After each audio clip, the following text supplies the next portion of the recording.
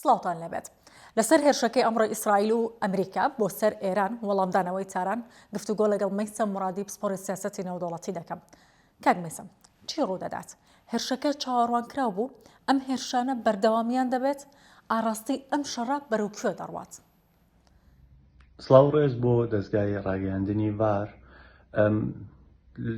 لە چەند خولەکێکدا دەمەوێت باسی ئەو بکەم کە چی ڕوویداوە ئاراستی گۆڕانکاریەکان بەرەو کوێ دەڕوات. لە ڕاستیدا ئەوەی کە ئەمڕۆ ڕوویدا لە نێوان ئەمریکا و ئیسرائیل و ئێران شتێک بابەتێکی چاوەڕوان کراو بوو. لە مێژە ئەمریکیەکان و ئیسرائیلەکان باز لەوە دەکەن کە دەیانەوێت هێرش بکەنە سەر ئێران.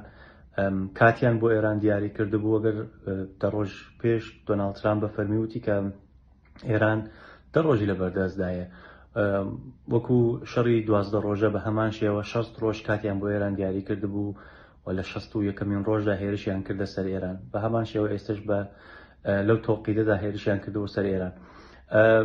سەرەتای هێرشەکان وا بووە کە ویستویانە لە تاران سەرکردایەتی ئێران باڵی سەربازی و باڵی سیاسی بکەنە ئامانج بۆ ئەوەی کە بیانەوێت کە شیرازەی دەوڵەت تێک بدەن، واتە دەوڵەت لە ئێرانە نەتوانێت بیر بکاتەوە لەوەی کە چۆن بڕیاری گرنگ و استراتێژی بدات.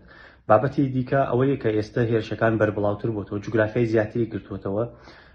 ڕۆژهەڵاتی کوردستان، زۆربەی شارەکانی ڕۆژهەڵاتی کوردستان هێرشی دەکرێتە سەر پێگە سەربازیەکانی سوپای پاسداران، ئەرتەش و هێزە چەکدارەکانی ئێران بە شێوەی گشتی دەکرێتە ئامانج.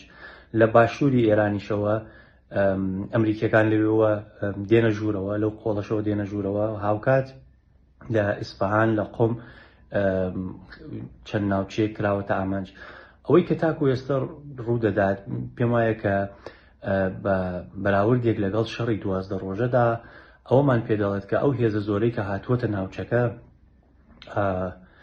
بەشێکی زۆری بۆ هێرشکردنە، بەشێکی بۆ بەرگریە و بەشێکیشی بۆ کۆنتترۆلکردنی ئەو دۆخەیە کە ئێستا لە ناوچەکە لە ڕۆژهەڵاتی نێوەڕاستەیە و بۆەوەی کە لە کۆنتترۆلی ئەمریکا و ئیسرائیل دەرنەچێت. وڵاتانێکی زۆری ناوچەکە کراونتە ئامانج. ئێران توانای وەڵامدانەوەی هەیە؟ ئێران توانای وەڵامدانەوەی هەیە، بێگومان دەتوانێت وەڵام بداتەوە، بەڵام ئاستی زیانەکانی ئێران کەم بووەتەوە لە بەرابەر شەڕی 12 ڕۆژەدا. بۆ ئەوە دەگەڕێتەوە بە هێز و توانایەکی زۆرەوە ئەمریکا هاتووەتە ڕۆژهەڵاتی نێوەڕاست. پەیامەکانیش جار بووم لە پەیامەکەی دۆناڵد ترامپ وەم پەیامەکەی بەنیامین نەتانیاهو کە داوا لە خەڵکی ئێران دەکەن ئەمە دوا شانسی ئەوانە بۆ ئەوەی کە بیانەوە کۆماری ئیسلامی بڕوخێنن. واتە بەنیامین نەتانیاهو لە پەیامێکیدا هەر بە فەرمی باس لەوە دەکات کە کورد و عەرەب و بەلوچ و ئازەری دەبێت ڕاپەڕن بۆ ئەوەی کە دامەزراوەکان بەدەستەوە بگرن. وەیە ڕوخانی کۆماری ئیسلامی لە پرۆگرام و لە پرۆژەی ئیسرائیلەکاندایە بێگومان، بەڵام ئەوەندەی پەیوەندی بە هێرشی دەرەکیوە هەیە، ئەوەندەش پەیوەندی بە ناوخۆی ئێرانەوە هەیە کە چەندە بتوانن خەڵک لە ئێران ڕاپەڕێت و دامەزراوەکان بەدەستەوە بگرێت. ویستیان ئەمریکی و ئیسرائیلەکان لە زووترین کاتدا دەوڵەتی ئێران فەلەج بکەن، نەتوانێت کە